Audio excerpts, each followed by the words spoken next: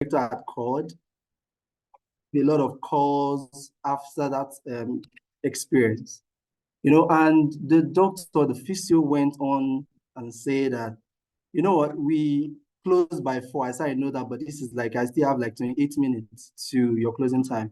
He said, you know what, for me to diagnose you, I have to ask a lot of questions, but that's not my first time. So I'm not sure why she's telling somebody I could barely work.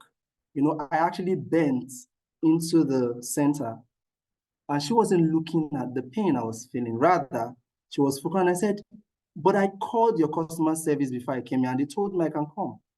She said, yes, I know, but I have other engagements by 4. So if I start with you, it's going to take an hour. So I'm not able to continue with you. That was the worst experience I've ever had from anyone.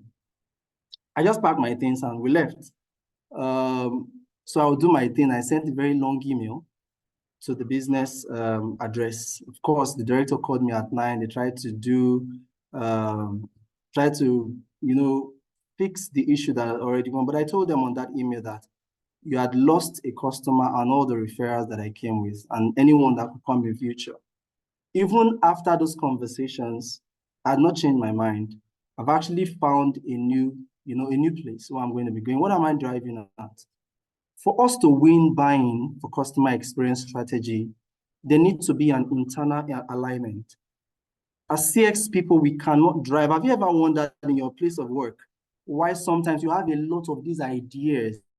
You have pushed to management, you've pushed to your leaders, but you are not gaining traction. There are no support from internal stakeholders. And a lot of times just look like, man, this is it. We can't move past this place. So let's look for something else or do what the business has requested we do. And a lot of time that has been the issue with customer experience. Because again, just like Yemi was saying earlier, customer experience has evolved. We started with customer service. When I joined the customer experience field, basically customer experience was front desk. So when you want to look for customer, there's no respect, there's no regard for us. You're gonna go and meet that front desk guy, tell him to give you that document. Nobody, in fact, promotion never comes there. When it comes to important conversation in the business, you are not part of it. When it comes to increase in salary, you are the last to be looked at. When it comes to the hierarchy, customer service are always the lowest in Kedar. But with time, some of you that are joining this profession now, you are enjoying because there are a lot of work some of us are done to bring the recognition we now have. What I'm driving at, or what I'm going to be talking at basically today, is going to be winning buying in customer experience strategy. And that is actually getting internal stakeholders involved.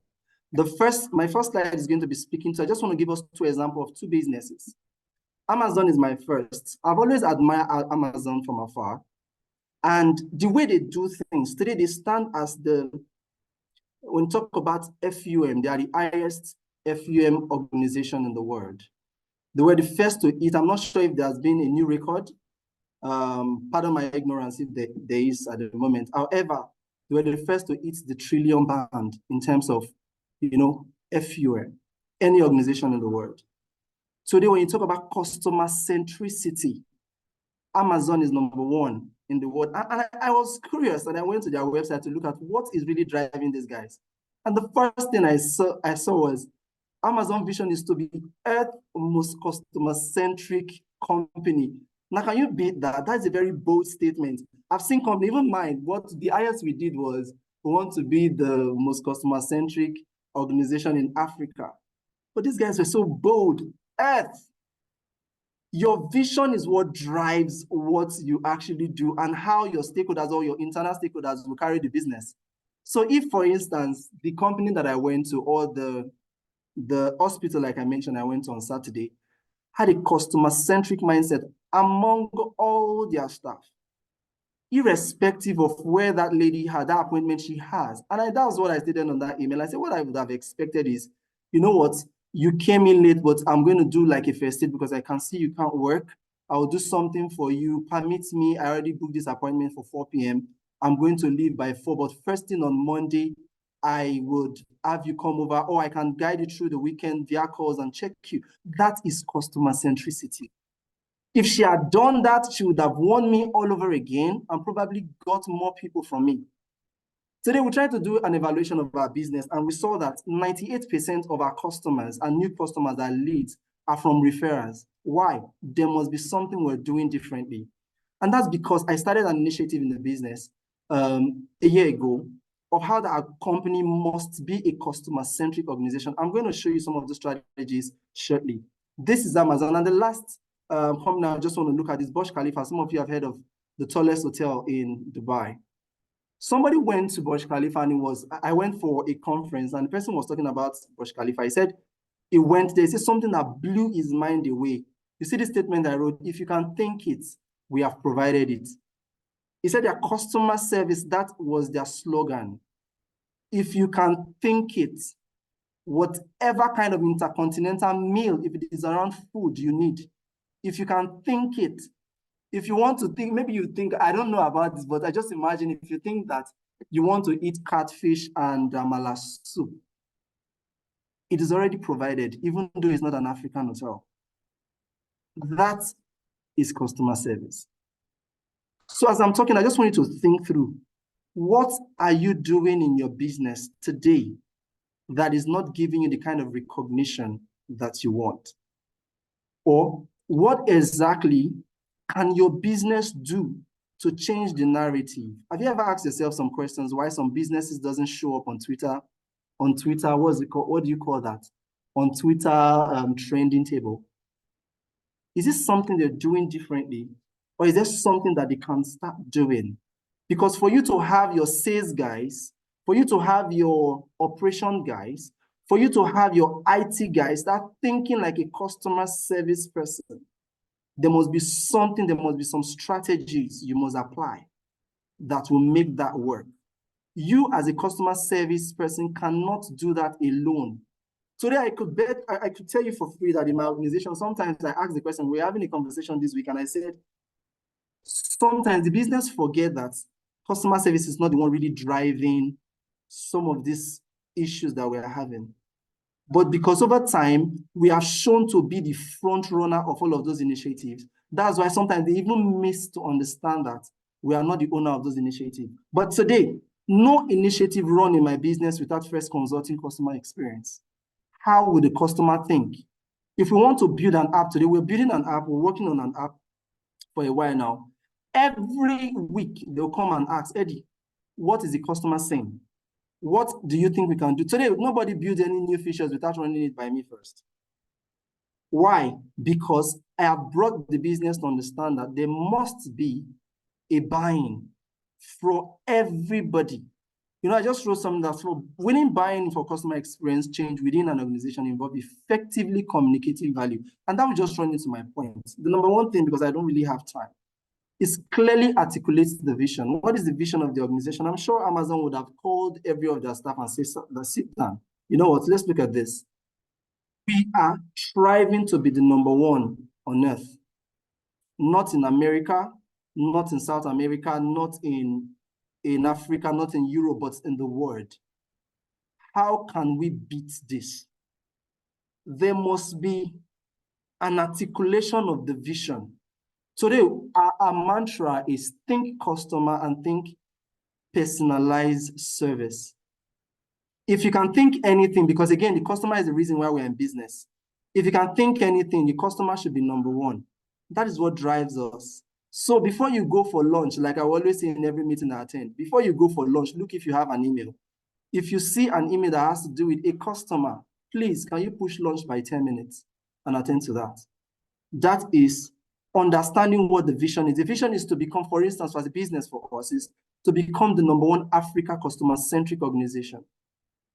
So everybody needs to understand that you can be IT, maybe you don't interface with customers, but when I send an email and say there's a downtime in a platform, you better check it and fix it. Not just checking it, you have to fix it almost immediately, because I cannot ask the customer to hold on. I went to one of the meetings once, and there was a downtime in the platform on one of our platforms, and I asked the IT guys, how long will it take us to resolve this? And someone said 3 days. I bypassed the person. I went straight to the head of the team, and I said, I guess you should understand better that I will not wait 12 hours to inform my customer that this will be fixed. How you want to fix it, I don't know, but you need to do it. pull all your resources. If anybody, after a conversation I had with that team, most of the guys in that team were given a credit. Before you judge me, before you say how many, anything must be very difficult or harsh. No, we are driving a vision, and everybody need to understand that when it is drop off, somebody else somehow wrote that. Do you think Amazon become the number one? You know, we read all of this good story and we feel it is just business as usual sometimes. The reason why your business is still where they are is because we have been painting people with kid gloves. We have been encouraging drop-offs. We have been making people feel like it's not a big deal. It is a big deal. We need to drive the vision and let everybody understand where the business is going, because when everybody understands the vision, then they are able to run with it. The next point I'm going to speak to is quantify the business impact. And I like this. Let me say this with a story. 3 months ago, we had, I think, no, that should be Q4, I beg your pardon. We had a drop-off on our application, and for some reasons, the numbers were not adding up. So I did a digging, called my team, and of course, with data and insight, we got that we had over 710 or 715 customers who were not able to complete their onboarding process. And then I look at it, what was the reason? For some reasons, or technical jargons, APIs were not connecting, they were not meeting with API. And the first thing I spoke with my boss, the first thing I was going to say was, so you meant we have lost 715 clients. Imagine if those 715 clients were supposed to invest ₦1 million each. You can do the math. And you know what? I put this together and I did a report and sent to the business heads. Trust me, that meeting was a mess, because numbers is the only way you can drive CX strategy. The business don't think, the business think with numbers. How much are we losing? How much are we going to make? And these were just the numbers we saw based on drop-off. We actually built a drop-off management tool. These were the ones that we saw. You know, drilling down, I think a week after, we saw another 100 and something drop-off. And of course, the business went gaga. And the head of that team was brought to, you know, you need to fix this in the next 48 hours. Today, all of those were resolved. Why? Because we're able to quantify the business impact of our customer experiences. For instance, if you have a very bad, just like I've said, a very bad customer interaction on any of the channels, if a customer walk away, because the whole essence of what we're doing today is customer retention, right? I can see there's a mic here there, and I'm sure.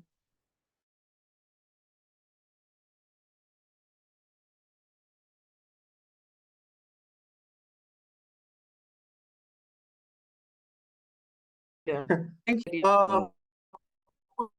We need to quantify our business impact. And just another coalition, maybe I may not speak on all of this, but this is one of the most important. One thing we did as a business was we created a cross-functional team, and we brought a representative of every unit in that team. So every challenges we face as a business, we come there to discuss.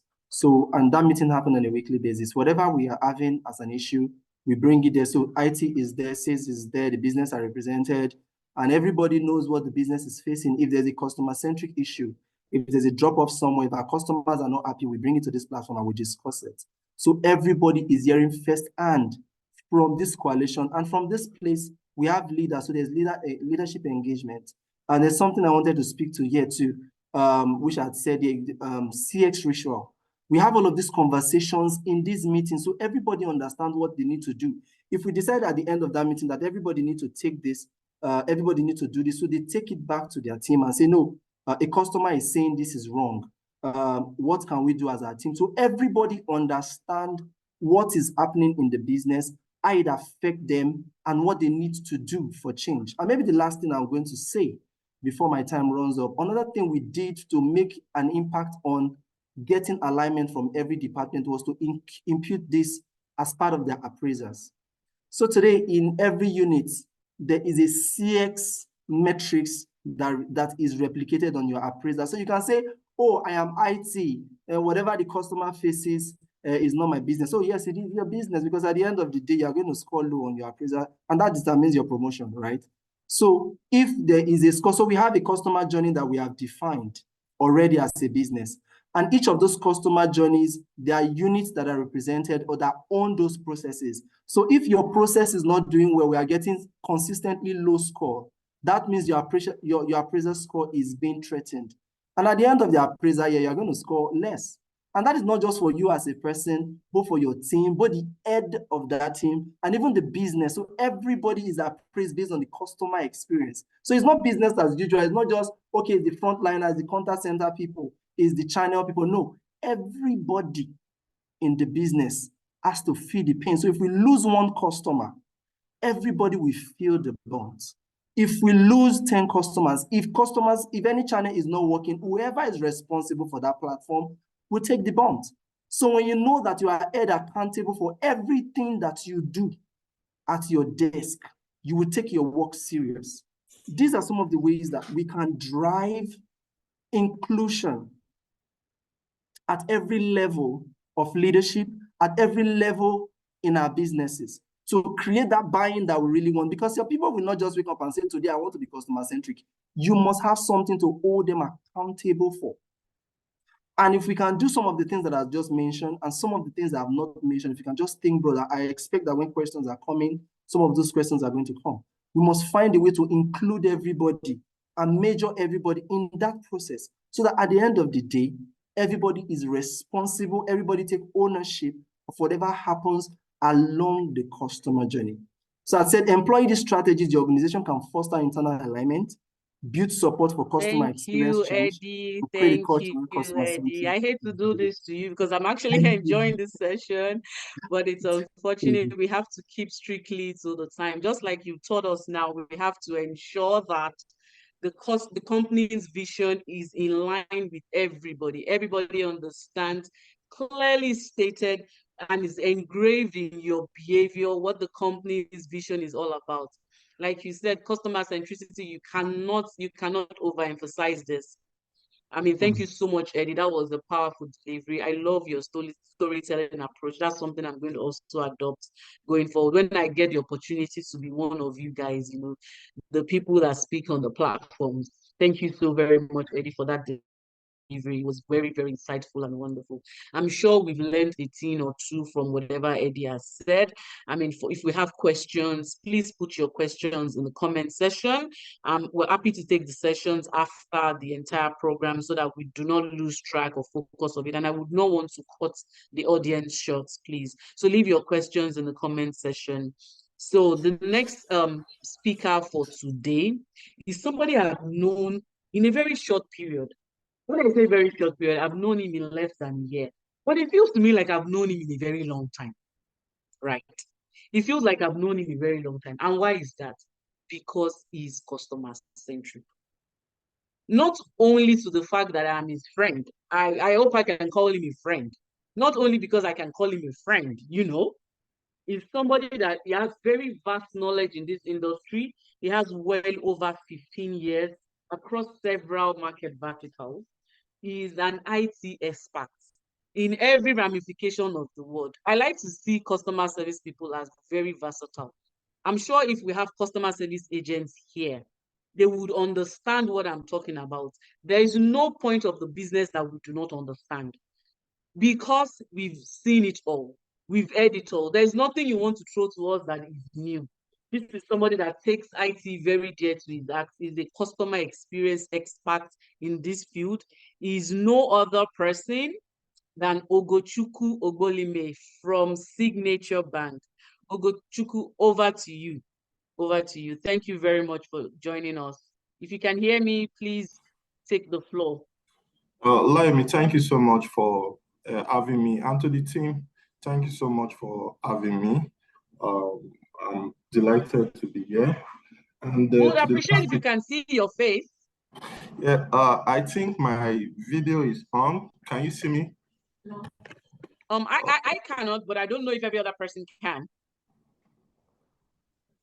Anthony, you're muted. If you want to say anything, you're muted. We cannot hear you. Yeah, Ugo, sorry, Yemi, thank you. Ugo, it's not up yet. I think you may just have to recheck, reclick on your camera. Ugo is up. He spoke just now, but I just can't see him on video.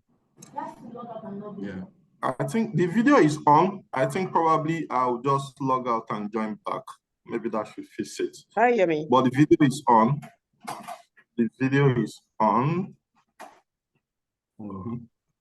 Eboluwa, can you see Ugo's video? Not at all. I wanted to confirm if the camera device has a covering. Maybe perhaps you just need to open up the because camera it's covering. actually tethering. It's tethering, but not displaying. No, there's no covering. It's not covering. I think I should just log out and try and join again. Also, maybe you can just continue without necessarily doing that. We have your picture already. Don't mind me. I just wanted to see your face one more time, live and direct. That's fine, Yemi. And thank you for having me. And thanks to Eddie, wonderful presentation. I think I'll try to share my slides. It's going to be a very quick one. Just a second, please.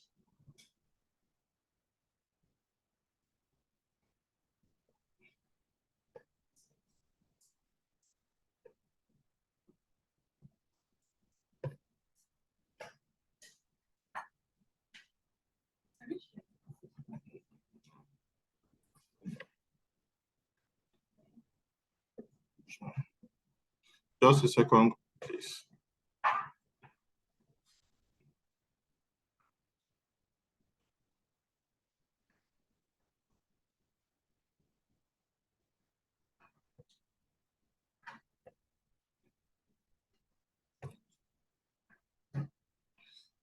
Please, can you confirm if you can see my screen?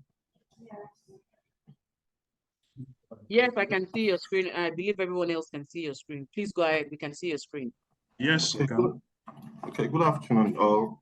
I'll be speaking on omnichannel technology advantage with coverage to physical and digital experience.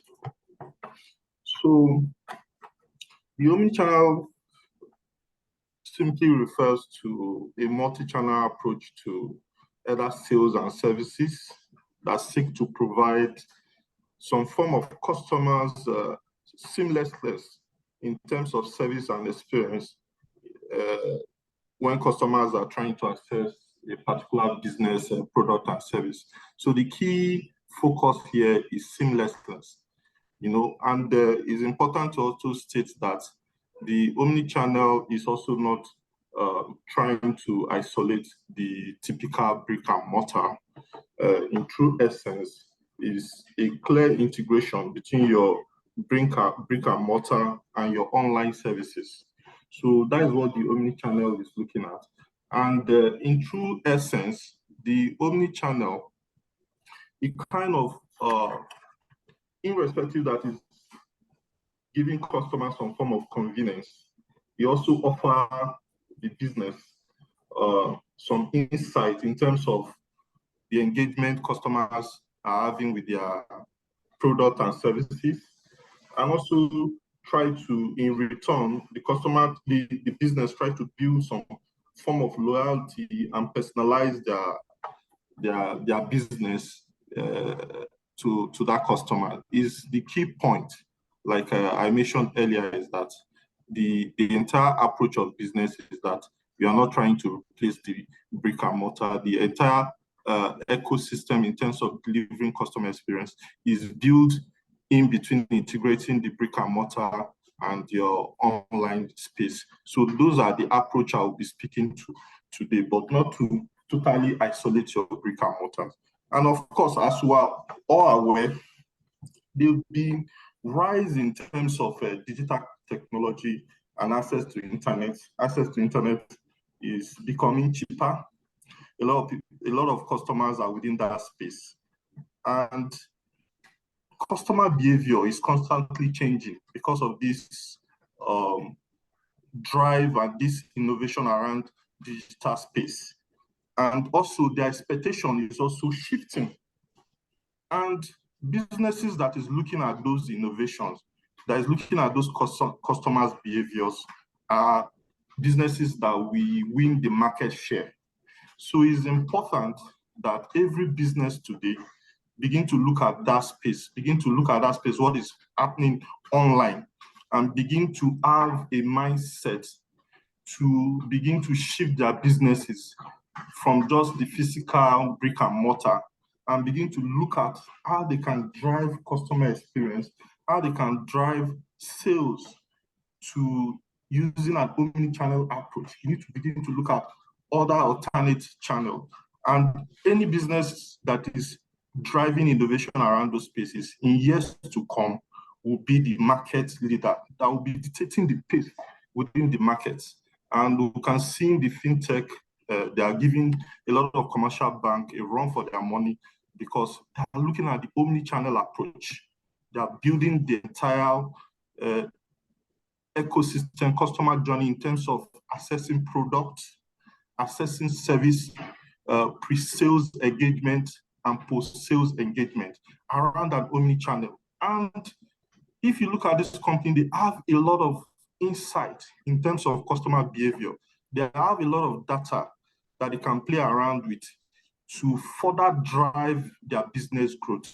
So in a nutshell, any businesses that is looking at this space will be the market leaders in years to come. Of course, we're already seeing the signs in fintechs, in online spaces. They are clear, the signs are clear.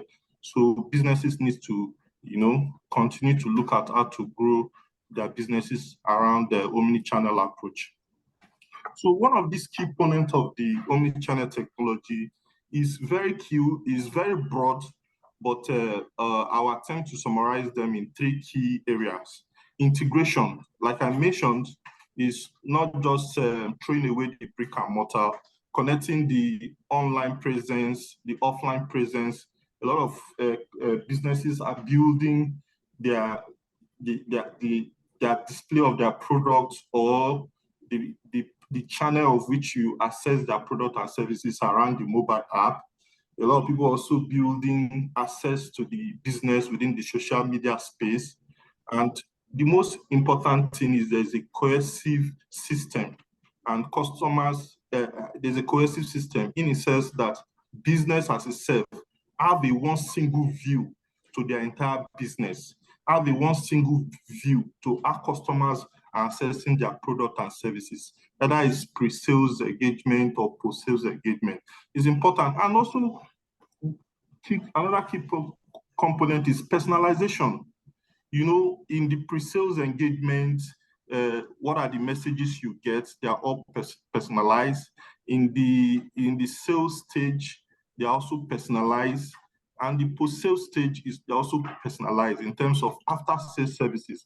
Companies, businesses that are looking at this omni-channel approach will be able to personalize their business, personalize the engagement with customer, either through within those pre-sales, sales, and post-sales engagement.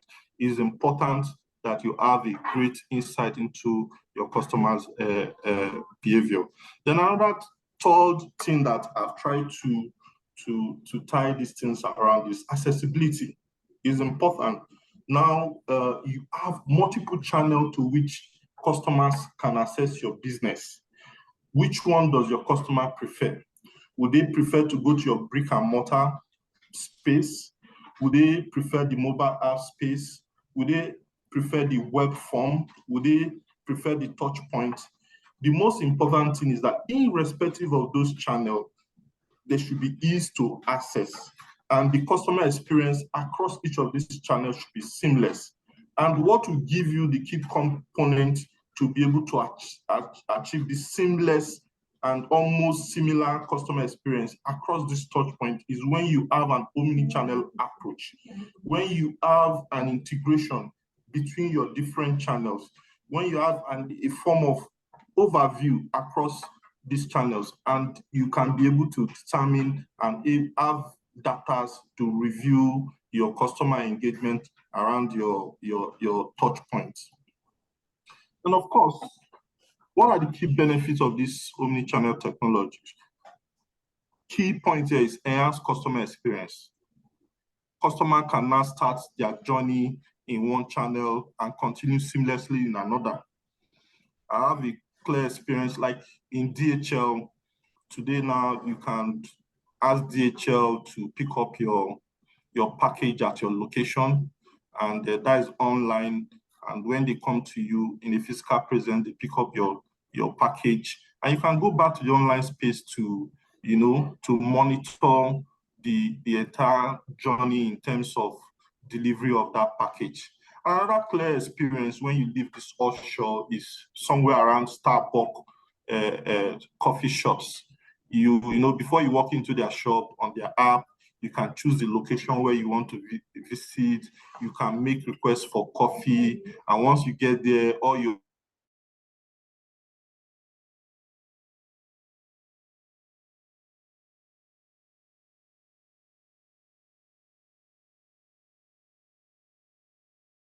technology, you can see cutting across both an online presence and offline presence. And all these things, all these ecosystem, those data are being stored.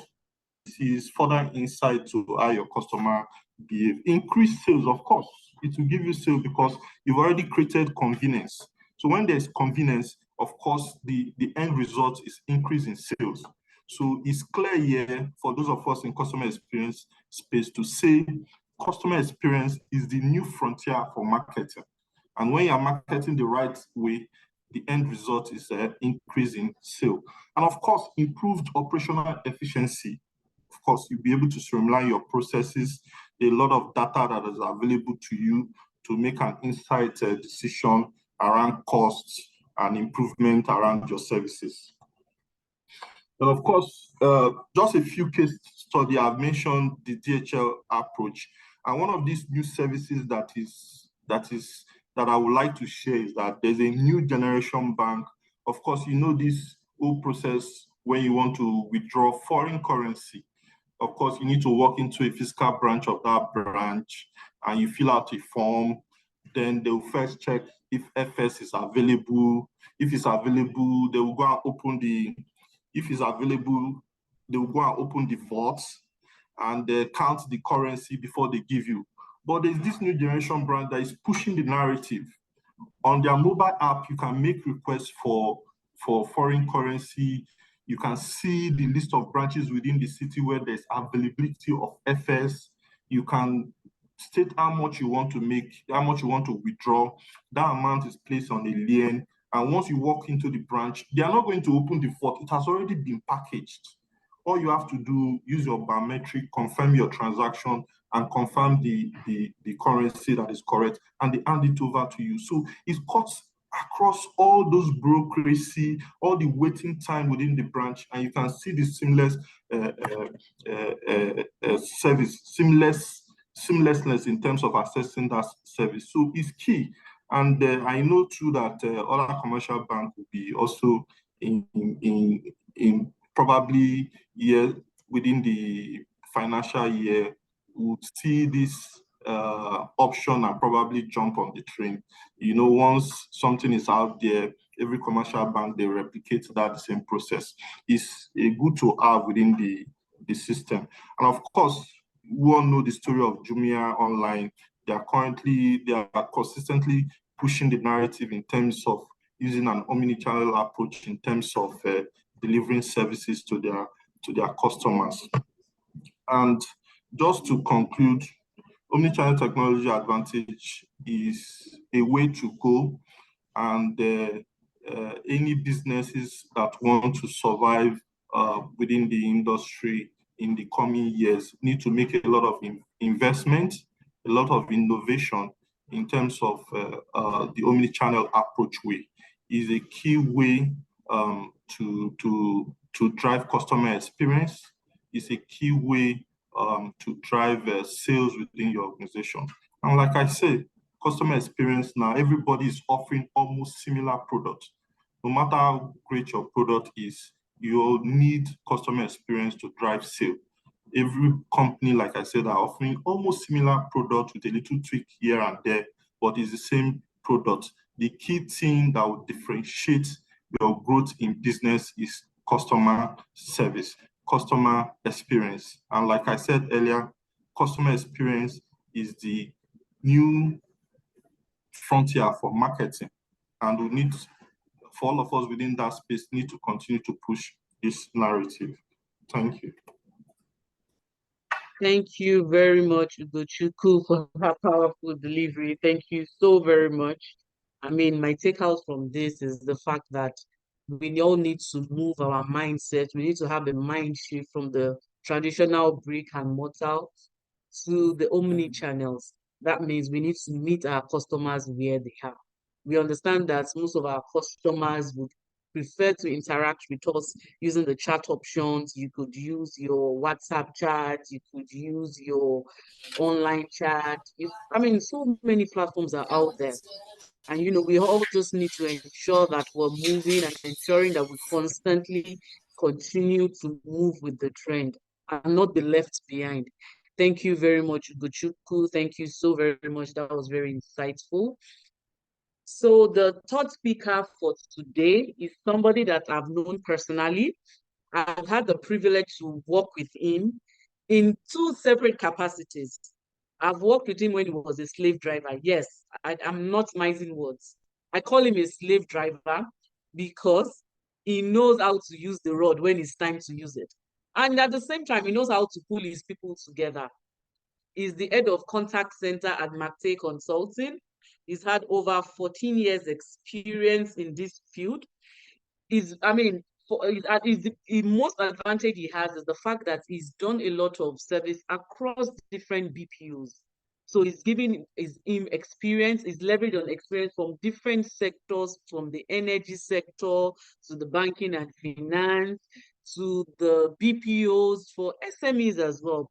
Is no other than my very good friend. We fight a lot, by the way. And that's because, we always have to disagree to agree. Is no other person than Anthony Ian Ali. Anthony, thank you very much for being a part of today's experience. Before you take over the show, I would just like to make another quick announcement to those of us that joined later on during the seminar. Thank you for joining. You would realize that your names are signed in as Michael Ade. Please ensure to change your names. Please change your names.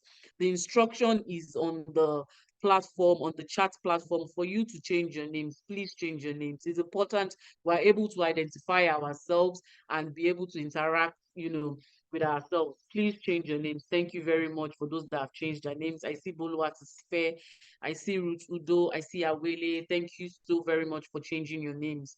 Thank you very much. Anthony, the floor is yours. Please wow us the way. Thank you.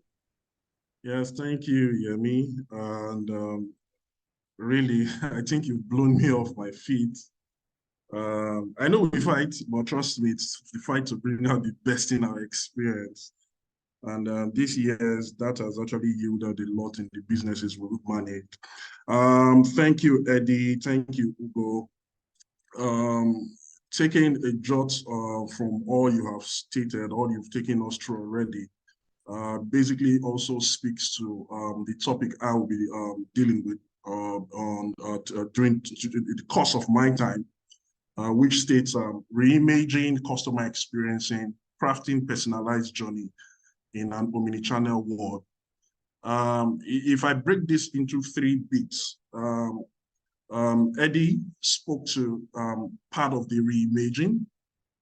Ugo has done a great deal on the omnichannel and of course the omnichannel world we are in. So what I'll be doing is just marry us together, right?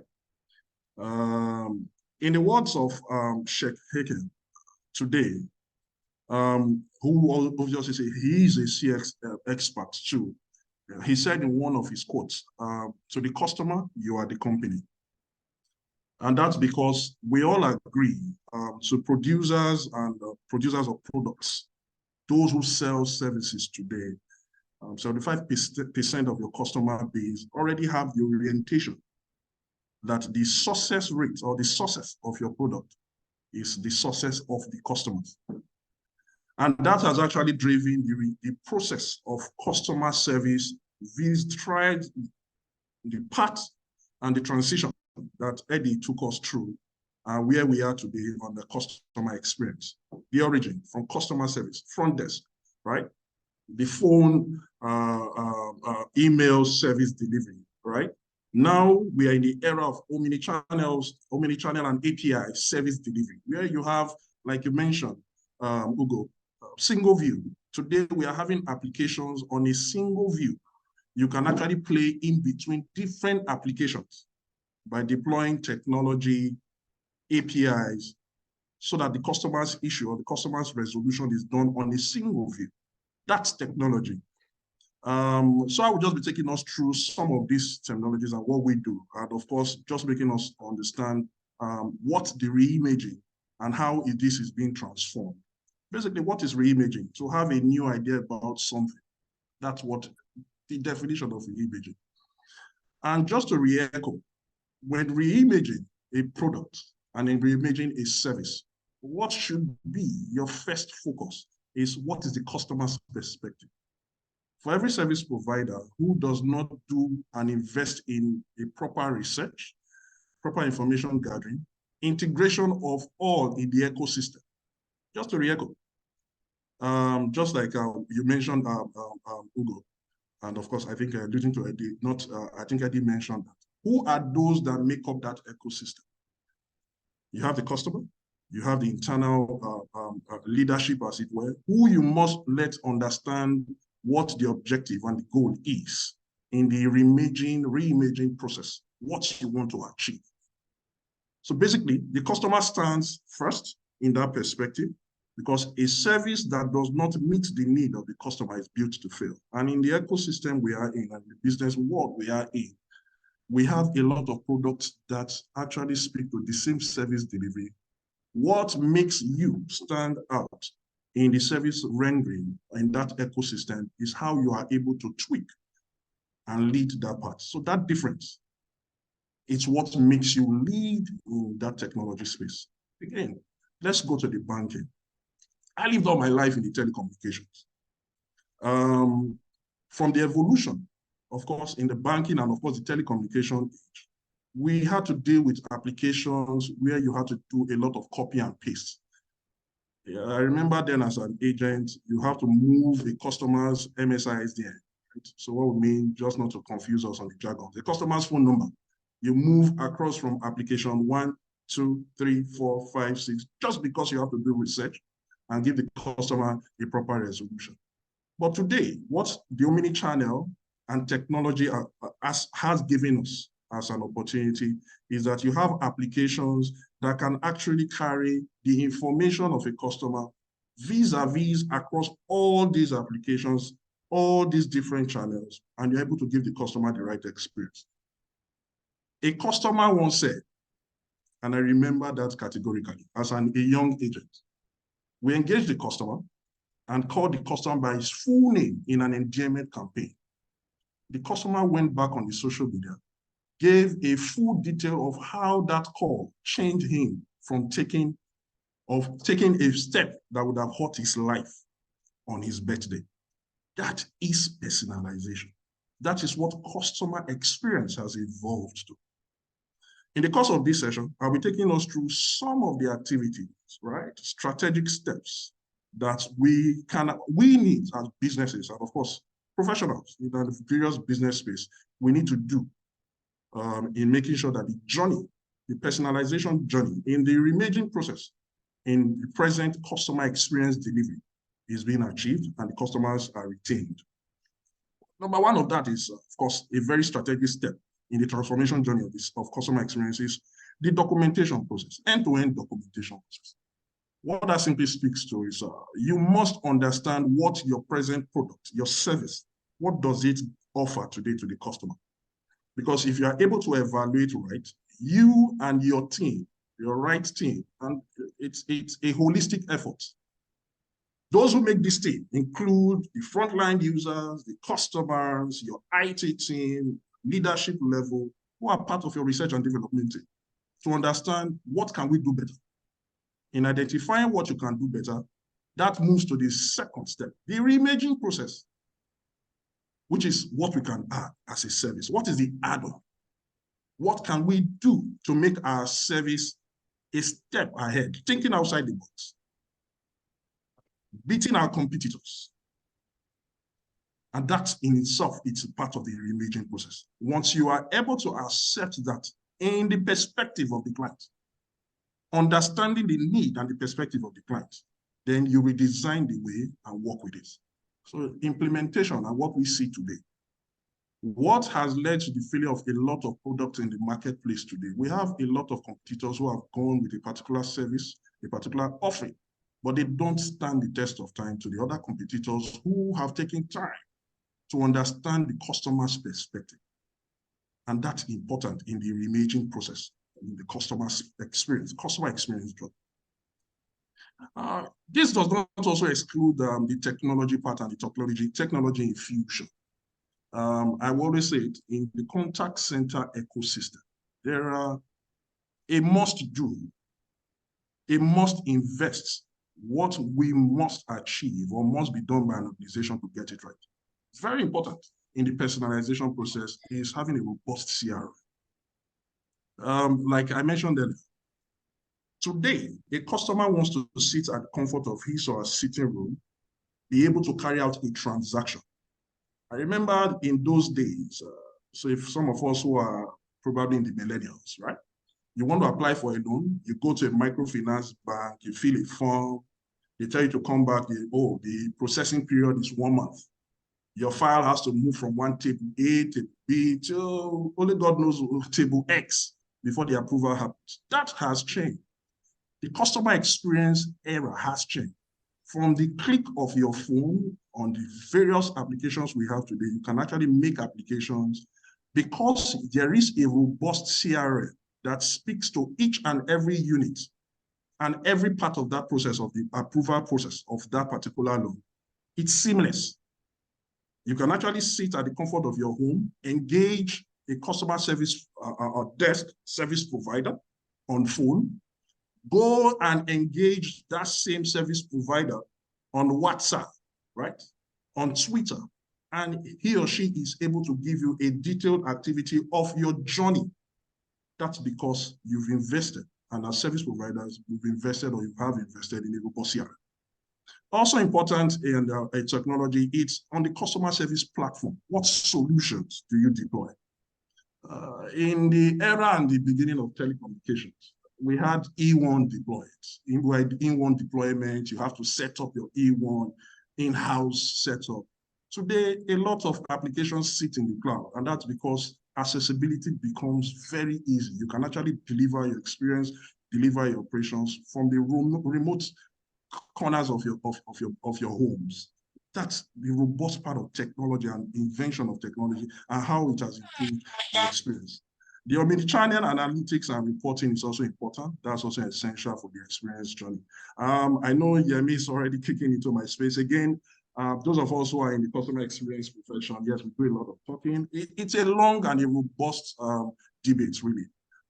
As we progress, we'll be adding and bringing more of our experience and more information to bear, especially from the multi-contact center. Thank you, Yemi.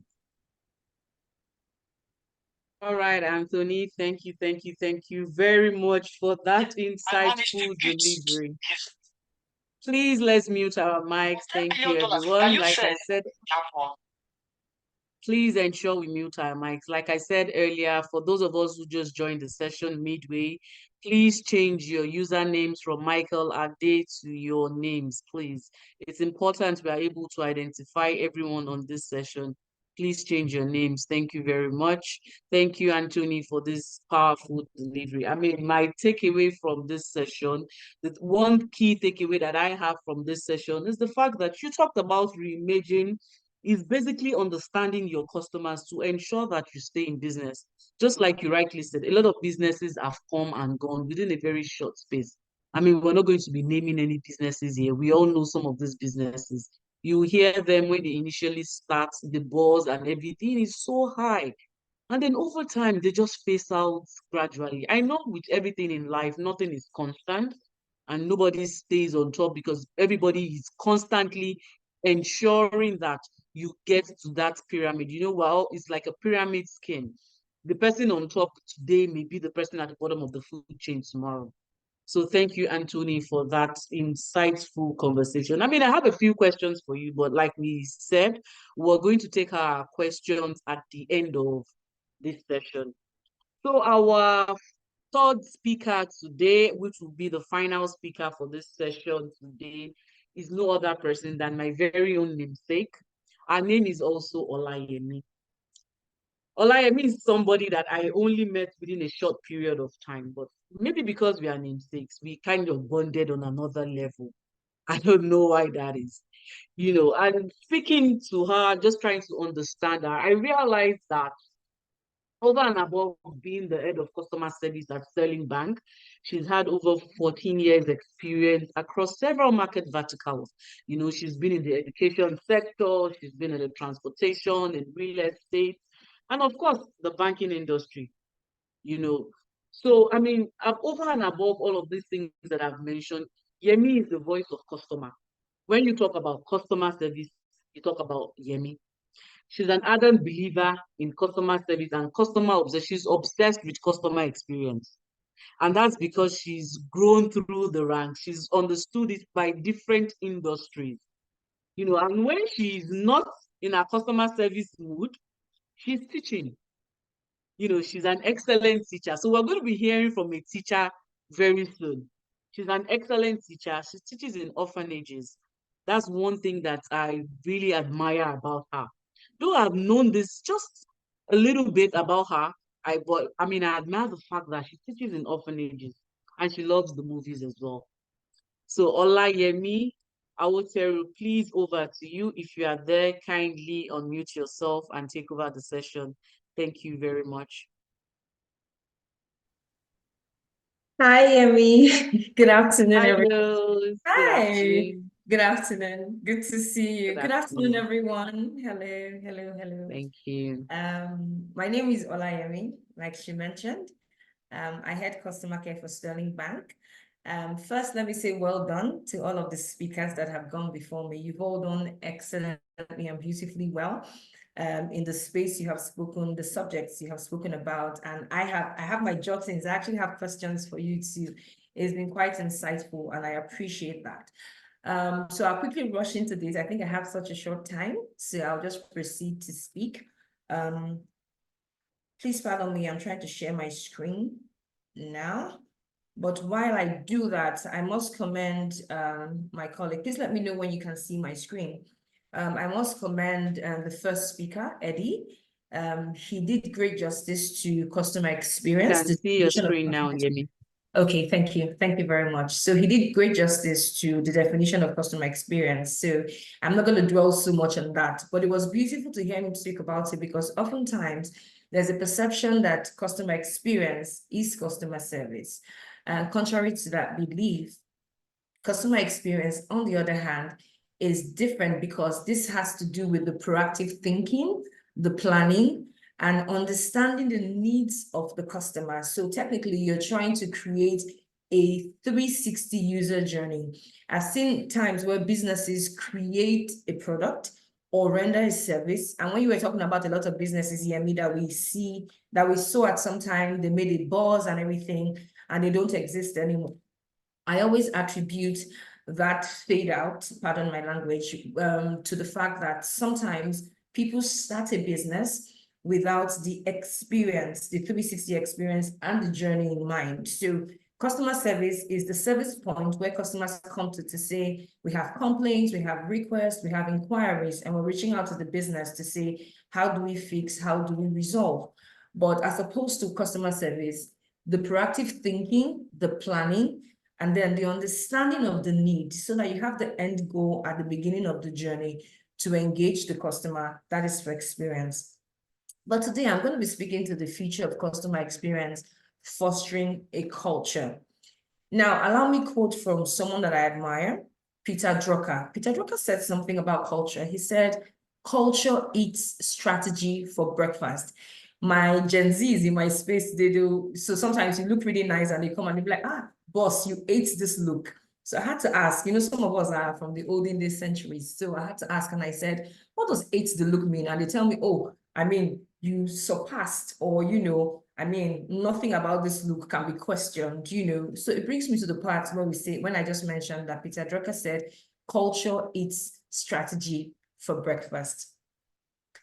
It is important for businesses to communicate the business culture to every single employee. Communicate the culture, reiterate the culture, ensure that there is a consistent plan to measure and to equip the employees to ensure that the culture is being strictly adhered to. Now, you can have a strategy. I mean, businesses towards the end of the year or their business year, they go ahead and have strategy retreats. That's what it is typically called. So they have strategy retreats, they have sessions, you know. All they do at those sessions is to say, where are we now? What are the things we need to put in place to take us to where we need to go?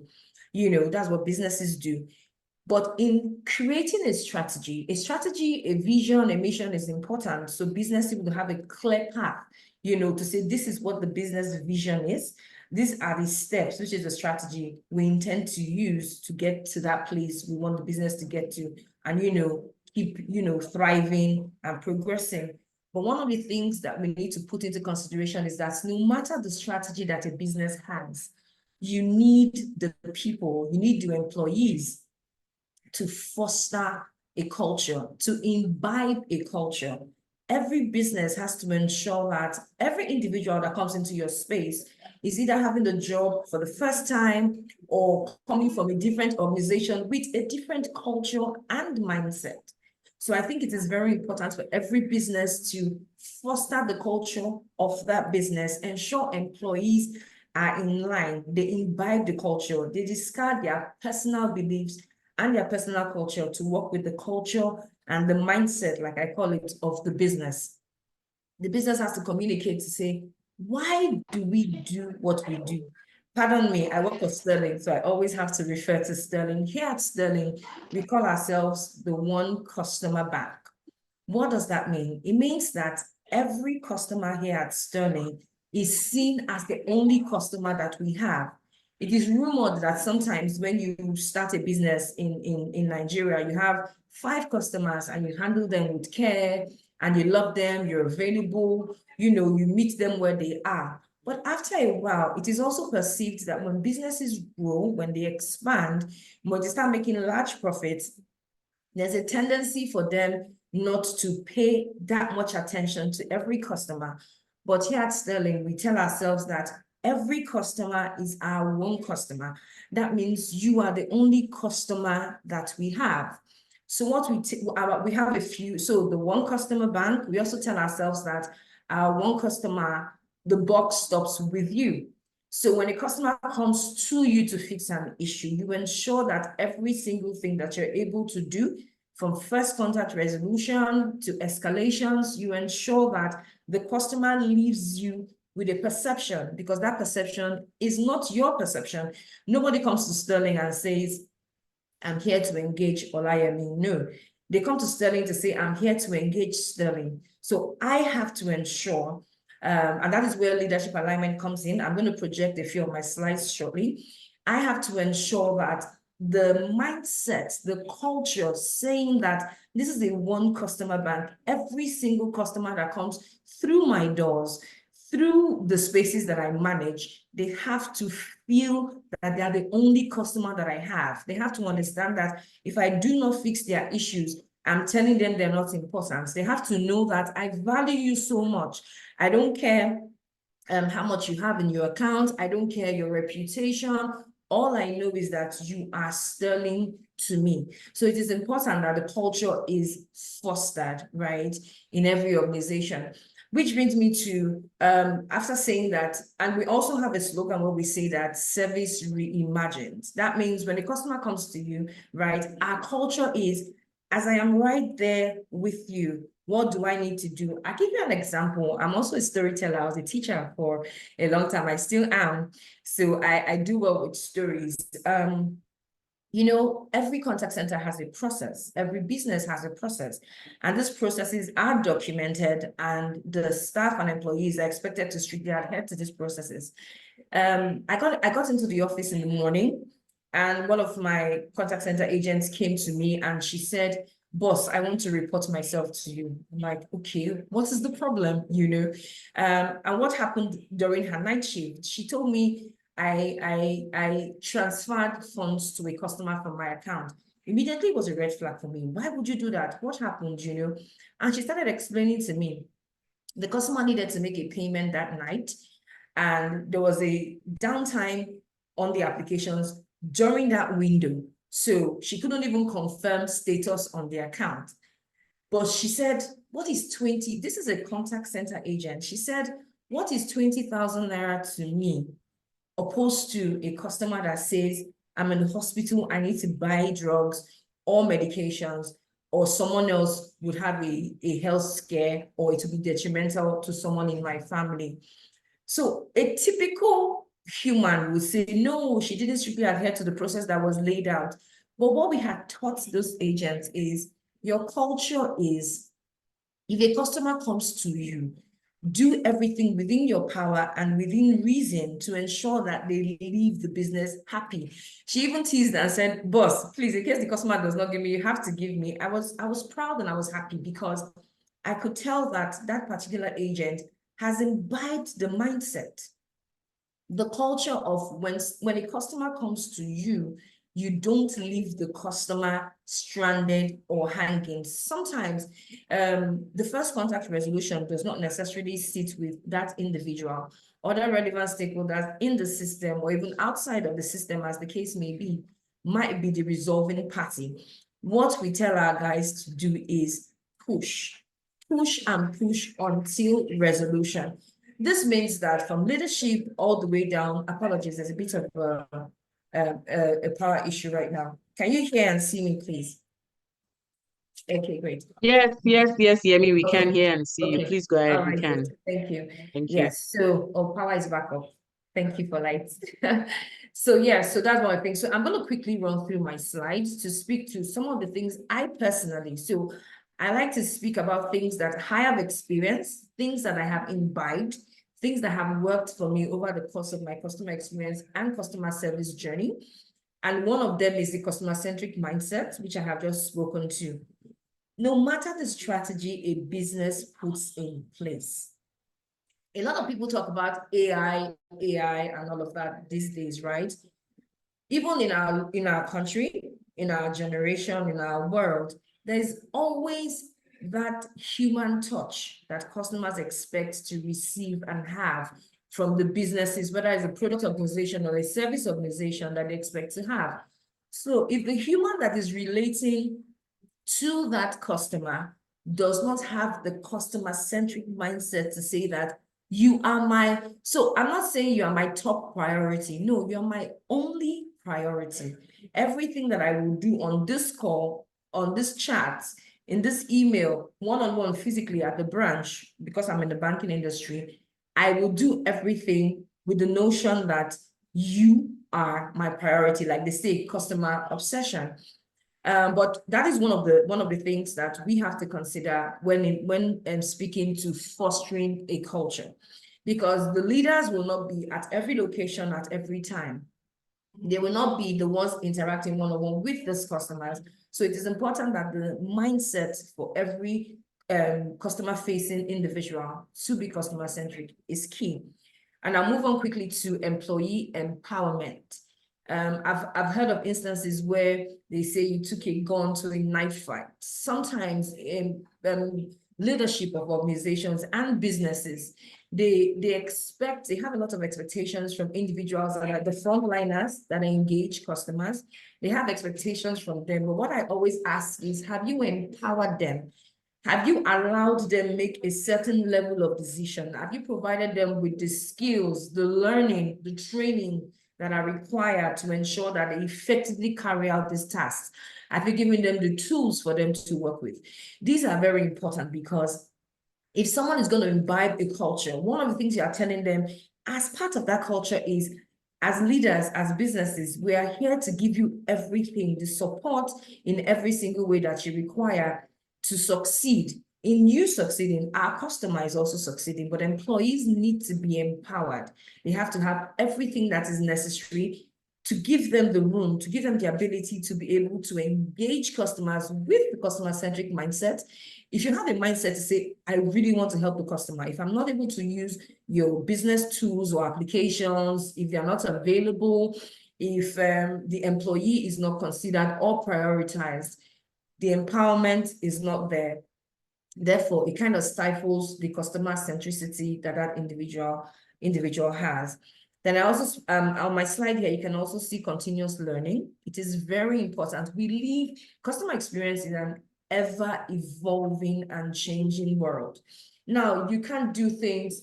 When we're talking about, when I think it was the second speaker that was talking about businesses, I had a few businesses in my head that I used to see, they don't exist anymore, simply because they were not willing to change their mode of operation. They wanted to do the same thing in a fast-moving and evolving world. That is not obtainable.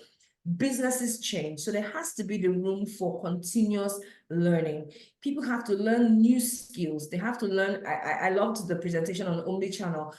How do we interact with customers today? I laughed when I think it was Eddie that said customers just go to the front desk, lay their complaints.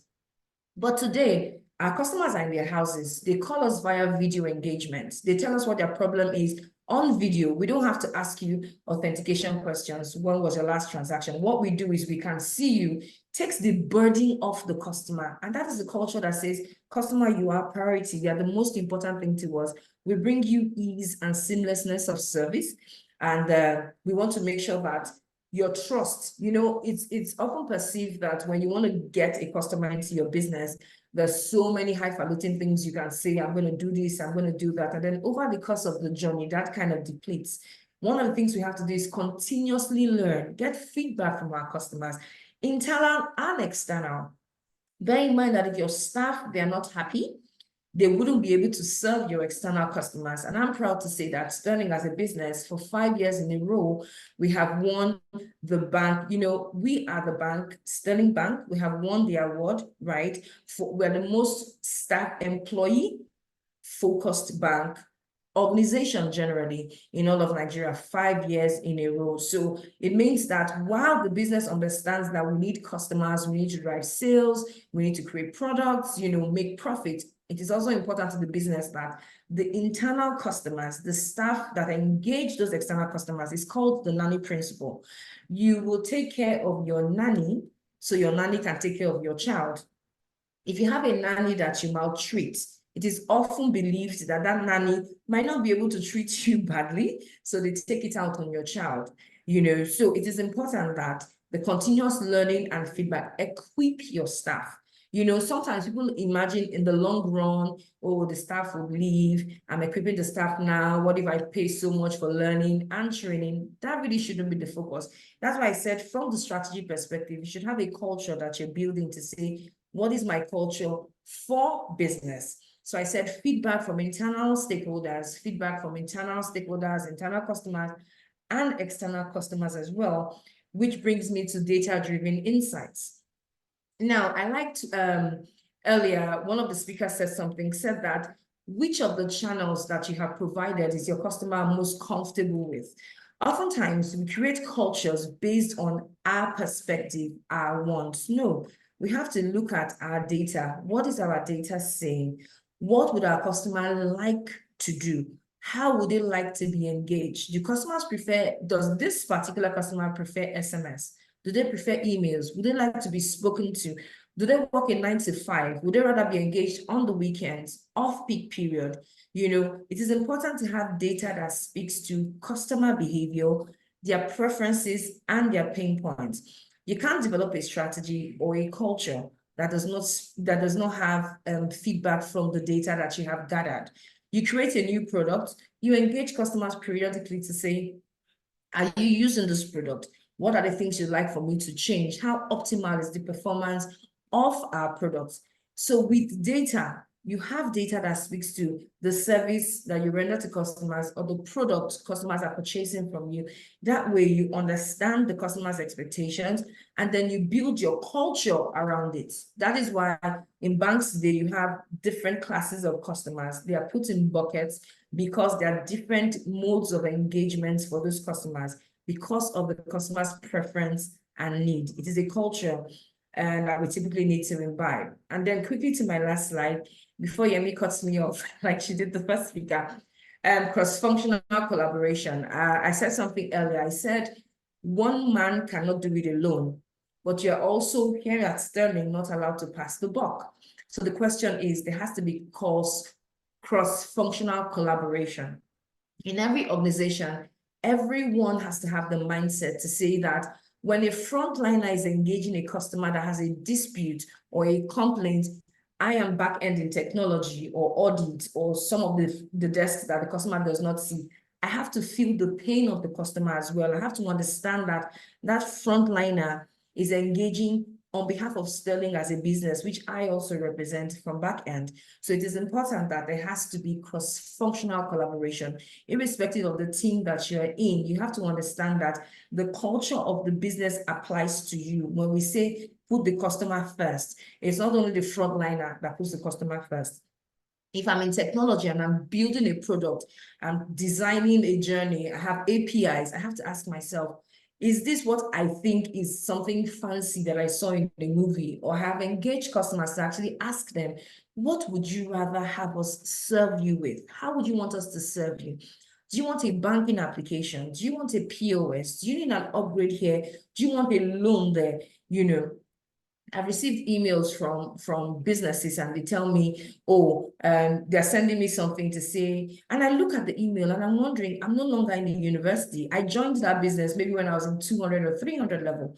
And they're still sending me emails to say, back to second semester. And I smile. So that means they are not data driven. That means feedback from the frontliners. Because if I call the business and I say, I'm no longer in university, I left university a zillion years ago, the feedback from the frontliner has technology or the data team taken it back home and gone to sieve the data, review the data, and ensure that the data is clean when pushing out these communications to the customers? Quickly, I think I've spoken to the feedback loop.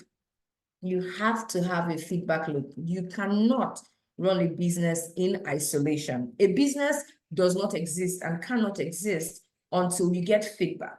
You don't want to be backing on the wrong tree, or you don't want to be going down a road that is, totally different and far away from what your customers are expecting. Sometimes when you engage customers, it's amazing.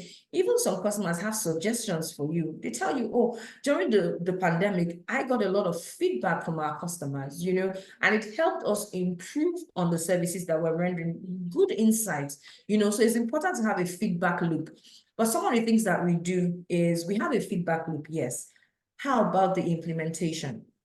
It's one thing to have a feedback loop. Do you implement the suggestions from your employees and from your customers? You need to be able to implement these things, because it's not, so I'm giving you feedback, not because you only asked me a question. I have expectations, and that is where customer trust, customer reliability, and customer centricity also lies. I tell you, tell me how I can serve you. The expectation is when I tell you how you can serve me as a customer, I have expectations that what I have suggested, requested, within reason, within regulation, you will be able to, promptly address them and use the insight to drive continuous improvement. And then the emotional connection. Now, back to the nanny principle I spoke about earlier. It is impossible for you to tell me, I tell people all the time that if you take me and me now and say, go and design an API, I will just come and write my resignation letter. Why? Because it is so far from what I know how to do or what I love. If you wake me up at 2 a.m., 3 a.m., hello, Olayemi, a customer, before you finish the sentence, I'm asking questions. I am emotionally invested. I'm emotionally connected to Sterling as a business and to every single customer that I come in contact with. I've had an artisan come work in my house and he says, madam, pay me. I'm like, okay, send me your account number. He sends me a different account number and I tease him and I say, this is not the bank where I work. And he goes, madam, which bank do you work? And I told him, say, I have one account to you people before. Immediately there, I said, give me your account number. He said, but I never use them since. I said, this one, inactive account. I will reactivate your account here and now. Oftentimes, people will just say, how much is just an artisan? How much is the max you put in the account? 30K, 50K. But no, wherever I hear the word Sterling, I am emotionally connected to customers, right? And I tell people all the time, I say, find what you love and do that thing when you find it. If you're not emotionally connected to something, you will not be able to do it and do it effectively. And that is another thing our leaders have to learn to do. Sell the business and the vision and let it trickle and cascade to every single person, even to the man at the gate. The way your security guard welcomes a guest tells you that that person is emotionally connected and is vested in the business. So this is not about your age or your level or your grade or your sphere of influence. It's about how connected are my employees to the business. That is why periodically human capital, they send out, communications to say, how well are we serving you? How best do you think we can serve you? What more are your expectations that you need us to meet? Because once I am emotionally invested, that is why sometimes you can badmouth a business all you like. Some businesses might not respond to you in 10 days, but because at some point they have done something that you sincerely admire. I have customers in my business today that 2 years ago, 3 years ago, 4 years ago, we called them during the pandemic to say, how are you? Are you okay? I hope your family is fine. A couple of months ago, during the Ibadan crisis, where there was a blast, we reached out to the same customers to say, we received the data. That's where data insight also comes in. We say, we noticed that you live in Ibadan. Please tell us. I hope your family is safe. I hope you're okay. And we didn't just do that for external customers. We did that for staff as well. So those kind of customers, the expectation is that the truth is Sterling cares about me, not just about my money.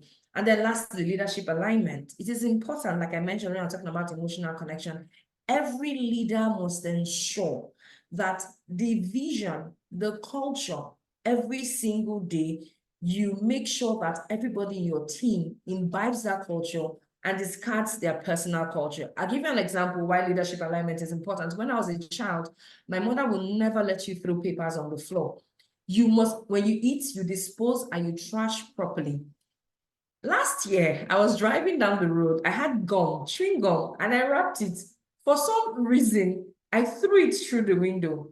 I had driven a few seconds. My conscience, I drove back to pick it up. As I was driving back, I was arguing with myself, it's not just one small paper. It's not just one small thing that I just threw. Why is it such a big deal? I kept driving. I could be very stubborn. So I kept driving to say, I beg, it's just one small paper. But because a culture has been put into me as a child to say, you must never toss paper. No matter how I'm adulting, I always have that culture, that emotional connection to something that I've been taught over time. So it's also important that our leaders, they ensure that people in their team, they lead by example, they champion customer-centric courses and activities, but make sure that everybody in their team understands, believes, and is aligned with the culture of the business. So I believe that with these points, it's not a one-day thing. It's not something you start and you stop. It's something that is continuous. It's a continuous improvement drive, and it's something that you have to do recurrently and over time. And I believe with all of these, right, Nigerian business, we will be able to foster a culture for customer experience and improve on our services to our customers. Thank you. Thank you very much. Thank you, Olayemi, for that wonderful, powerful delivery of that. I mean, for me, I've always wondered, what's this thing with this one customer bank? Thank you for that. For me, what I take away from what you've just said is two things. And I'm going to tie to what the third speaker, which is Anthony, also said. So you mentioned whilst you were speaking, you said we need to ensure that our staff are happy in order for our customers to be happy. Sterling Bank values every customer.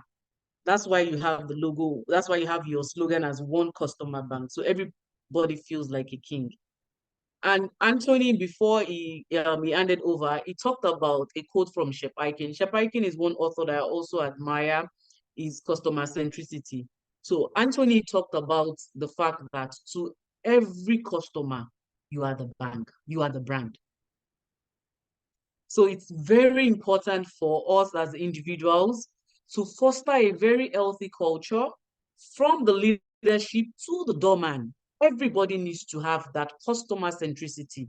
Because, I mean, for the organizations that you support, if you're walking through the gate and the gate man is like, wait, don't come, stand here, don't go, Jesus, you're already pissed off.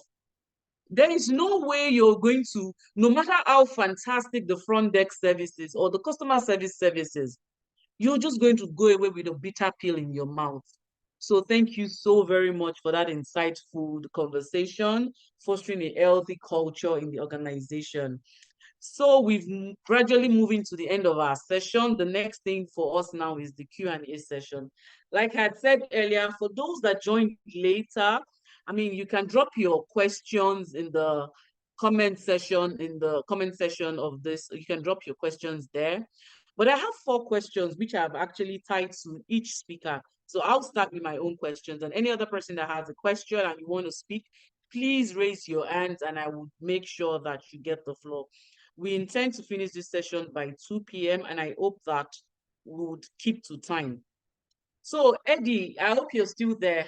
Hello, Eddie, are you there? Hello, Eddie, are you there? Very much with you. Okay, Eddie, thank you very much for staying true.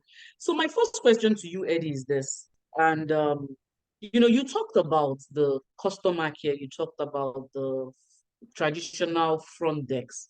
That's what we used to call it in those days, right?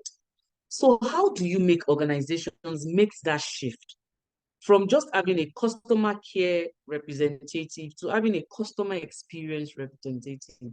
And let's not forget that this customer care representative, we can't argue enough that they are the least paid. And I'm not talking about the other low-level staff in the organization. A lot of people underpay their customer service agent. And that's because the old mindset was the fact that we used to see customer service as a stepping stone for people. When you leave school, it was a job that did not require any form of skill. But now it has shifted. It is now a career path. People are becoming customer experience managers. People are going as far as organizing CX seminars across the globe.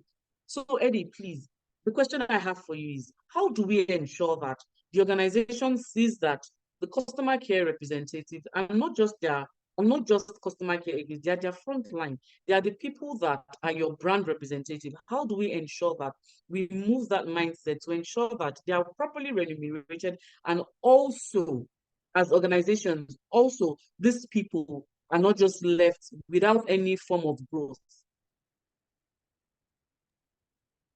All right. Thank you, Amy. I missed the first part of the conversation, but I think due to network, but I think I got what you're trying to ask. I think the first thing first is value. And the question you want to ask, what is the value they are bringing in? When there was a time in our organization where customer service was, like I mentioned, we're around the lowest cadre of set of staff. And then to the business, we're just a cost center. We are just not bringing value. And there was something I did, because I've been having that conversation, and whenever we go for these meetings is, what value are you bringing? I then decided to change strategy. I look at our bottom lines. What are we not doing well? So it's not just responding to customers' calls, sending emails and all of that, but how can we, contribute to the bottom lines? And I read an article that said, as a customer service person, you need to think like a CFO. And then I went to the business. When I was speaking, I spoke a lot about onboarding. That's because it's now services, it's now initiative I now own. I look at our customer base and I saw that we have a large dormant accounts in the business. I then look at the leads. What amount of lead are we getting into our system? Of course, I was working with the data team to look at all of this data. I just sent a mail once and I said, I need all this data. And they were asking, what do you need it for? I said, don't worry. To cut you a long story short, we improve our dormant reactivation rate from, I think at the time, from 3% to 23%. Our lead conversion grew from, I think, around 5% to 15%. And all of these were initiative from CX. When I go for those meetings, it's no longer how many customers called, how many customers did we respond to via emails. The conversation has changed. These are now, they are now affecting the bottom lines. Today, I can categorically tell you, we bring billions into the business. It's customer service. We are not sales. We bring the money. So when I'm having a conversation around promotion, everybody listen. In fact, today, if I want any initiative to happen, They will say, in fact, I remember one time the business had said, you know what, if Eddie is the one that brought that initiative, take it on because we know we'll get value for it. So I think the first thing first is to show that you are value-driven people. And that is why every other person will listen. So if they see that you're bringing value, the conversation around should you be promoted or should you be around the top people will no longer happen. Then the second thing is hire right. Sometimes we don't hire right. Like you mentioned, some people just see it as a stepping stone to get to other units. A long time I had to stop that because when we started looking at some of the issues we have internally were because of people who didn't have career, who didn't have a future in customer service. Some people just want to move to the next unit. So we are just the welcoming or embracing units. And a lot of time when I started checking all of those drop-offs, the drop-offs were coming from these people because they didn't have passion for what they were doing. As a matter of fact, there was a year that we employed maybe 5 people, and for the end of that year, 5 of them had moved to other units. So that would take me back to square one, trying to train new hands again. So we started looking at, I put a lot of measures into our hiring process. I had to work with HR to say, see, we can't just get anybody. Yes, it's your brother, it's your sister. If your sister does not have at least 3 years in customer experience, and I've spoken with them during that interview section that they have a future, at least 2 years, here, you're not coming in. So all of those loopholes, we have to cover them to ensure that the people we're bringing in are people who really have future, who really have passion for this thing. And I relate with what Ola said about waking me up around 3 p.m. In fact, sometimes you see the way I talk in meetings, it looks like I'm quarreling. That's the way my voice is. Sorry, don't. Because when it comes to customer, there is this hunger. Like I used to say to my team, customer service is a ministry. It don't just happen. You don't just wake up and start helping people. It's something that must be inbuilt in you. So if I don't see that passion in you, of course, you're not coming in. So I need to know that you have done some things, you have a passion here. Because that again is what we drive this conversation with management. And they see it, just to end this conversation, end this question or the answer to this. Sometimes 2 weeks ago, we were having a conversation. Of course, the appraisal year ended, we were doing the promotion. And some of this conversation for my team members, I didn't have to speak in those meetings. Some people were the one talking about, oh, I know this person. In that joint meetings we normally have, this person will speak, this person understand. I didn't have to speak for any of my team members. Other people were speaking for them that were not part of the customer experience. And that is how to drive people who now understand. So majorly, I think the 2 things I've spoken is we need to be affecting, we need to add to the bottom lines. And 2, we need to hire right. Yeah. Thank you, Yemi, Eddie, for that. Thank you very much for that. Yes, 2 things we need to hire right. I'm sure that we have HR professionals on the line. We have customer experience managers here, and I would understand where you're coming from. So yes, the answer is we need to hire right. We need to hire people that are passionate about what they do, people that are passionate about ensuring that customer service is delivered. My next question is actually for the second speaker, Ugo. And the question is, during your talk, you talked about the omni-channel. You talked about the traditional brick and mortar. Ugo, please let me know if you are there. I can hear you. Thank you. Okay, thank you very much, Ugo.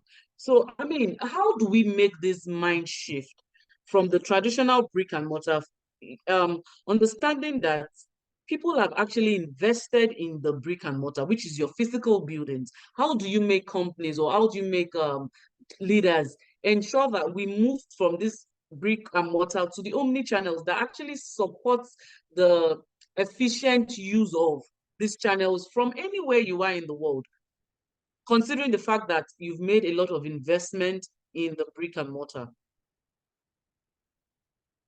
Thank you, Is Olaimi. my question clear?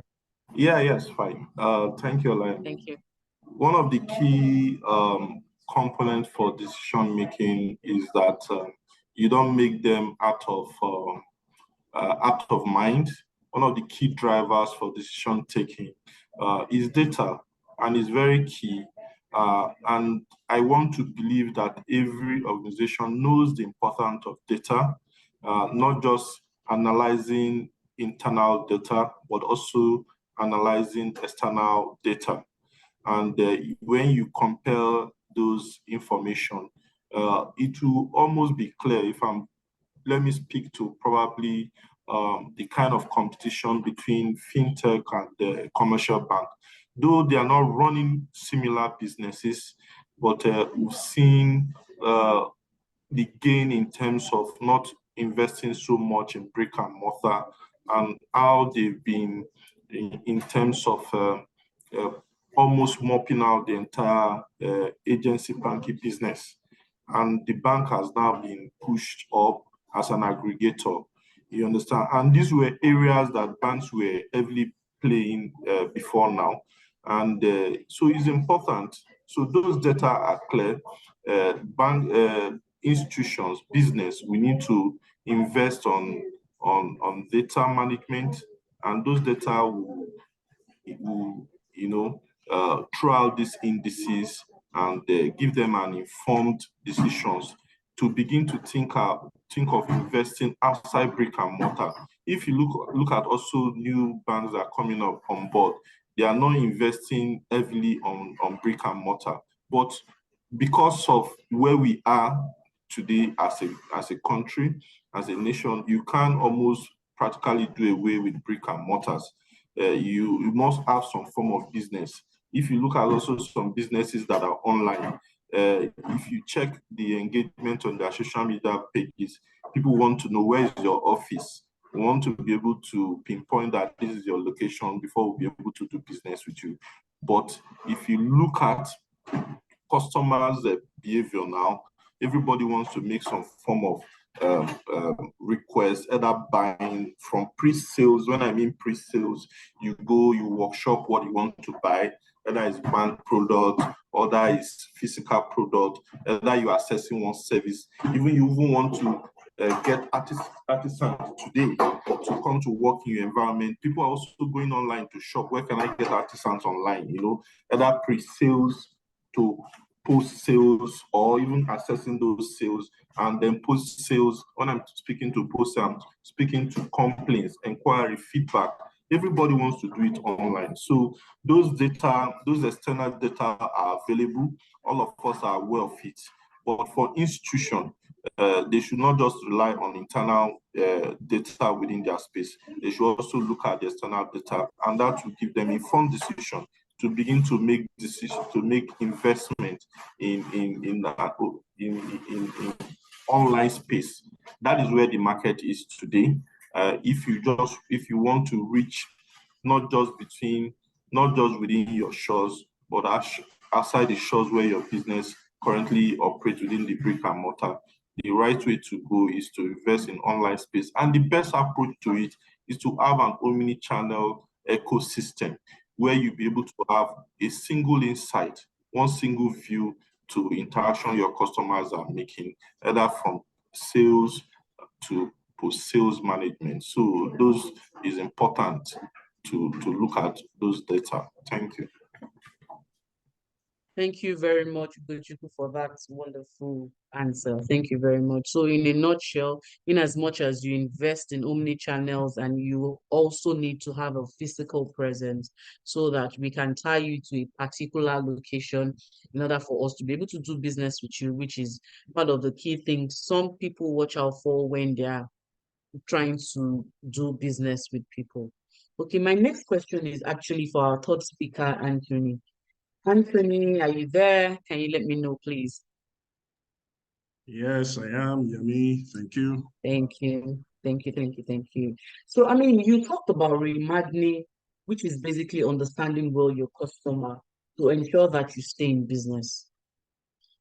What is your take on SMEs, and how can you, I mean, what advice do you have for SMEs to ensure that they stay in business for the long haul? Because, we've had a lot of businesses come and go with all the buzz and everything. You will look at it and think to yourself, oh, this is a beautiful proposition. This is a fine business proposal. But at the end of the day, a lot of them are no more where we expect them to be. Some of them have even fished out of the surface of the earth, for want of a better word.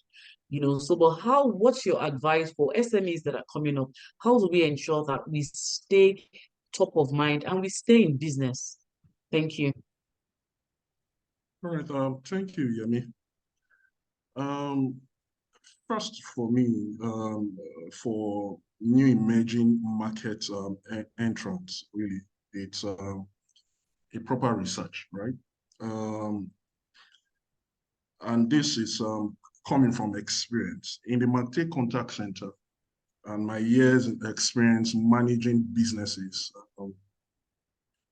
even in my past years and past workplaces, I've also had to manage businesses that eventually had to also, they had to backtrack, right? Backtrack and get their objectives right.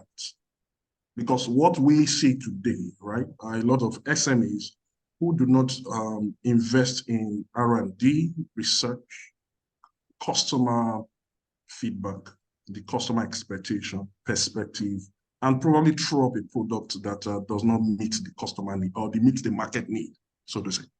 So at the end of the day, it becomes a difficult challenge, a product to sell, right?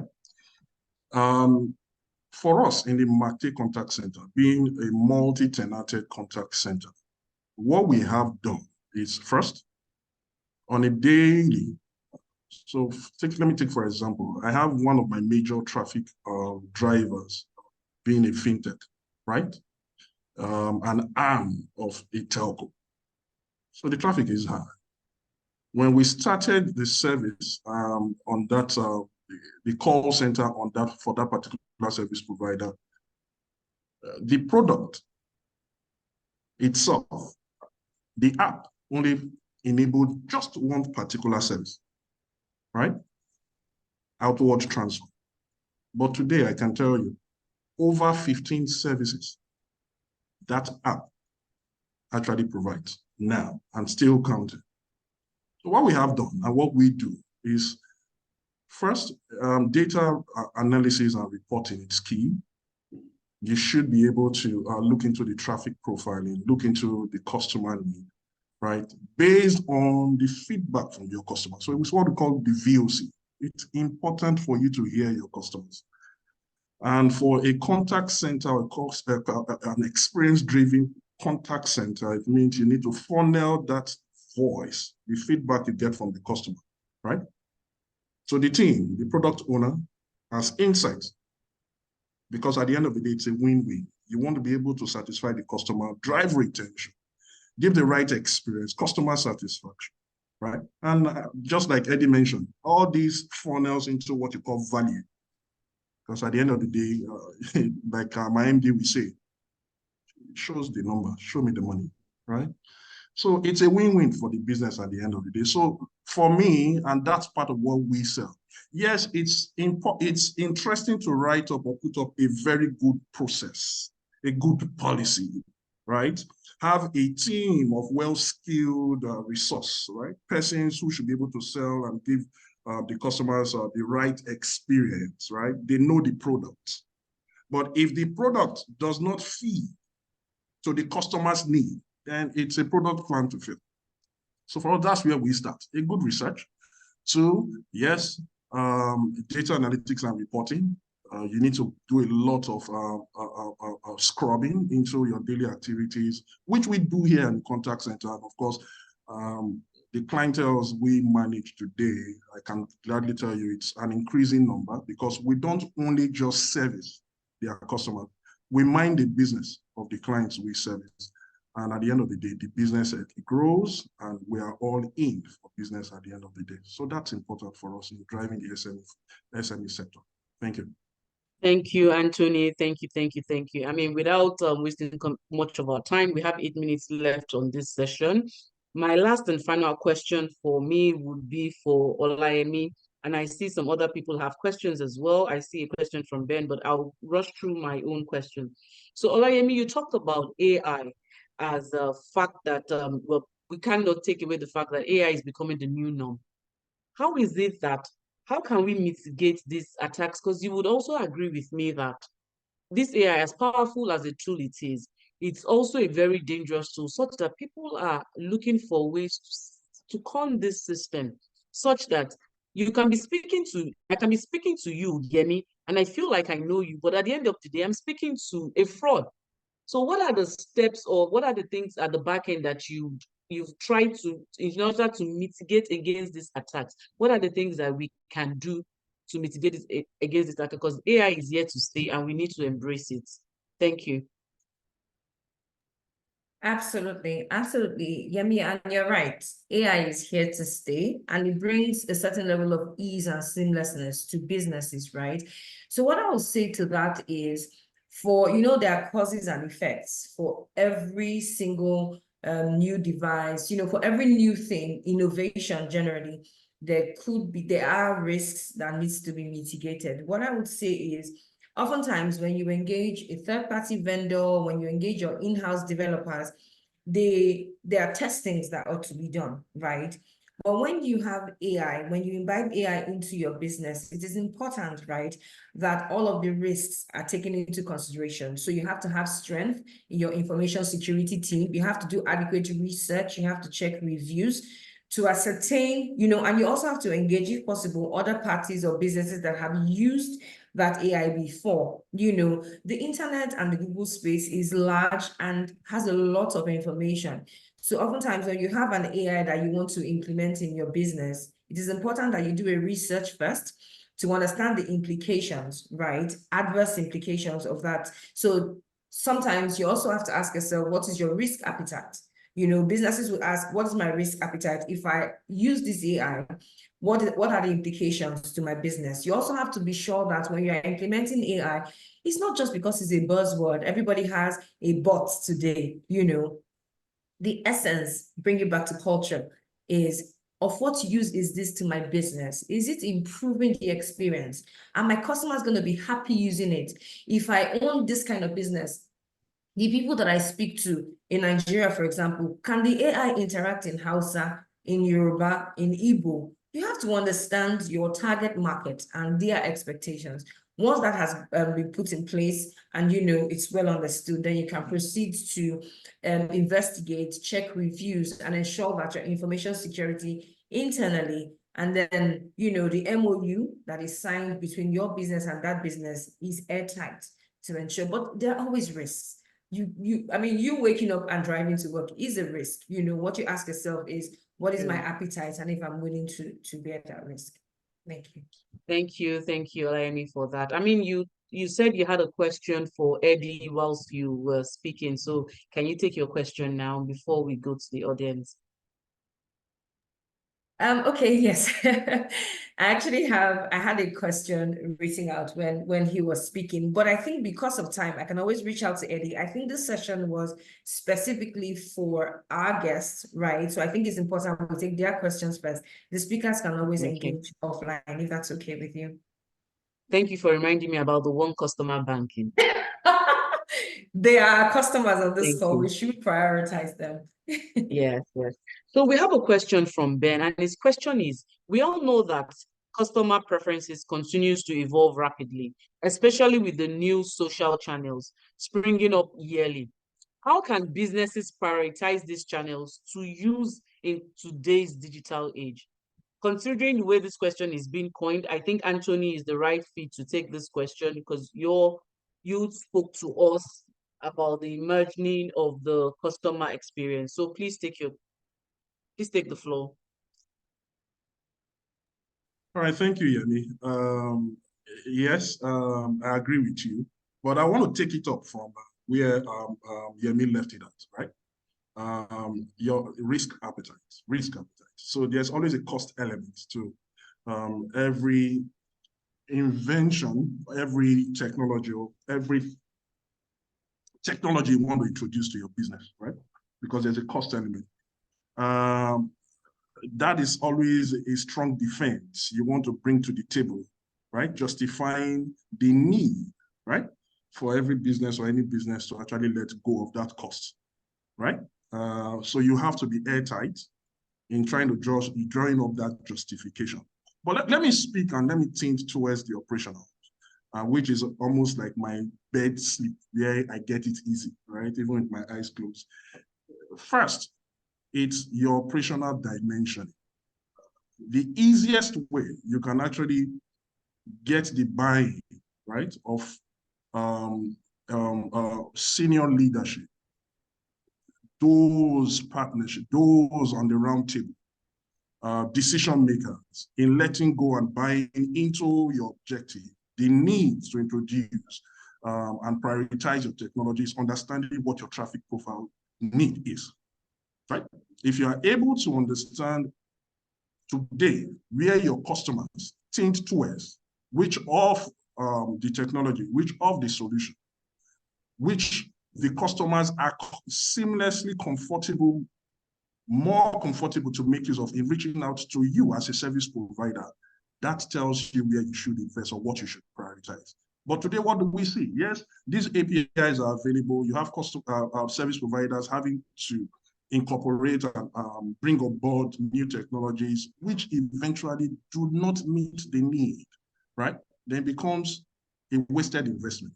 But once you get your operational dimension right, it tells you where your traffic, basically speaking to your demographics. So you have your data, right? Coming from your CRM. Of course, you have your data, interpret the data, be able to tell where and where the traffic is coming from. That is where you prioritize. Speaking to another example, in the contact center today, Mate Contact Center, what we did was that when we came into this year, 2024, we simply looked at the operational, the traffic dimension, and we saw the need, because as quickly as possible, we saw how the onboarding on that particular product had increased from 2023 to 2024, right? Yes, speaking to what Ugo spoke earlier, the traditional service channels, vis-a-vis, now the omnichannels, APIs, integration, and the likes. What we did was to merge both together, because there are customers who will still continue to make use of the traditionals. They would rather call. If you like, you put it everything and the solution on an IVR, put it on a chatbot. No, I want to speak to Anthony. I want to hear Yemi's voice. Whoever hears or hears Yemi's voice today knows that I'll call into the call center 5 times because I want to get that experience. That's an experience, right? So you should be able to accommodate such customers. It's a behavior. Vis-a-vis customers who believe, yes, I'm at the comfort of my bed. There are customers today that have not worked. I personally have not walked into the banking hall for the past, I can't remember when. Because you have channels. Yeah, I cannot. If I have any issue today, my email will probably be buzzing very well, and I'll get the issue resolved. Or I probably make use of the social media channels. So a marriage between both, understanding the profile, the need, where my customers traffic more, gives me an insight in an operational dimension, what I should prioritize in technology. And again, flexibility. So what you see today is an adaptation of a lot of technology and solutions. Primary solutions that are flexible to accommodate even technologies. Anthony, I'm going to have to cut you here because, like I said, we're seriously pressed on time. We're 1 minute past our closing time. I would have loved for you to continue with this, but we have just one more question, and I'm going to direct that question to Ugo because of the way the participant has coined the question. I'm sorry that I have to do this. I do not want to do it as well, but I just have to do it just to keep us honest. And I'm going to beg for everybody on this platform, I crave your indulgence for just an additional 5 minutes for us to wrap up this session, please. So the other question that I have now is for Ugo. And Ugo, please, are you there?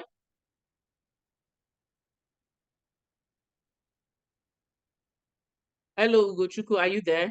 Yes, I'm here, Yemi. Thank you. So the question is, as the buying process becomes longer or shorter over the years, considering various customer experience interventions and changes that have evolved due to digital technology? Let me take the question one more time because I'm trying to understand what the person is about. So maybe I'm not reading it right.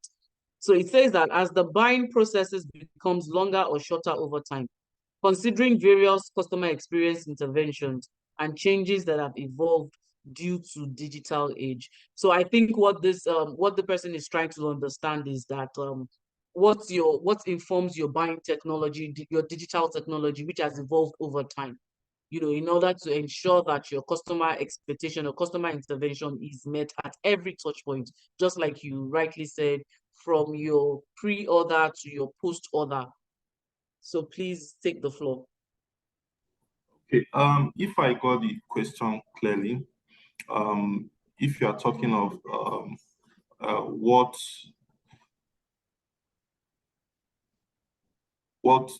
decisions, the question is not that clear, but yes, I agree with you, but I just tried to. Okay, go ahead, please.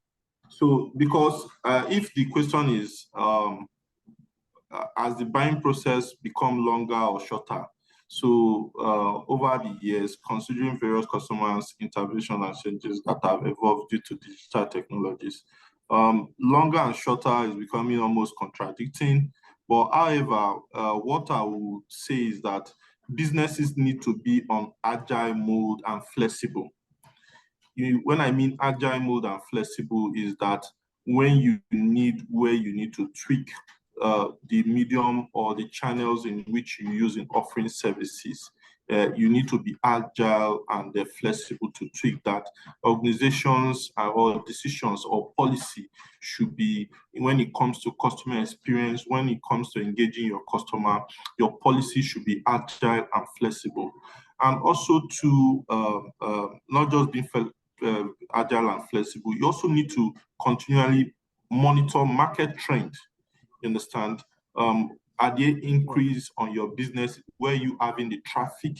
Where you're having the traffic, you know you need to invest in innovation around that channel to also increase the seamlessness from customer accessing service from that point. You need to keep your eye on the ball to monitor where the traffic is, so you continually innovate that channel. Then also you also need to also look at competitors. What are competitors doing? What are trends doing? What are your data speaking to in terms of access within that ecosystem, within that omnichannel? What data are you seeing? Are they one-sided, or is one of the channel not performing optimally? Or is it that one channel is more preferred? So you need to look at all those data. But the key word there is that you need to be flexible and agile, ready to accommodate customers' behavior. That is the key point. Thank you. Thank you, Ugochukwu. Thank you, Ugochukwu, for answering that question to the best of your ability. Thank you very much. So this brings us to the end of today's session. I want to especially thank all of our participants. I mean, we started this session with less than 25 participants, but we're closing out. At some point, we hit the mark of 85, and now we're closing out with 74 participants. Thank you all for listening in. Thank you all for your contributions. We do not take your time for granted. Thank you so very much. To our honorable speakers, Olayemi, Anthony, Ugochukwu, and Eddie, I want to especially extend my gratitude to you for coming to this session, for attending to us today. It's been an insightful session. Personally, I had a lot of takeaways from it, but time does not permit me to ask all of the questions that I have for you. But thank you so very much. Thank you very much. We do not take your time for granted. We at Macte say a wonderful thank you to everybody that participated in today's session. And I leave you with a parting phrase from one of my favorite authors, who is also Anthony's author as well, Shepaikin. It says, in customer experience, the little things are the big things. Please pay attention to every detail. And also from Olayemi, one customer bank. Every customer is king, regardless of who they are. Thank you everybody for this session. Bye-bye from me. Bye.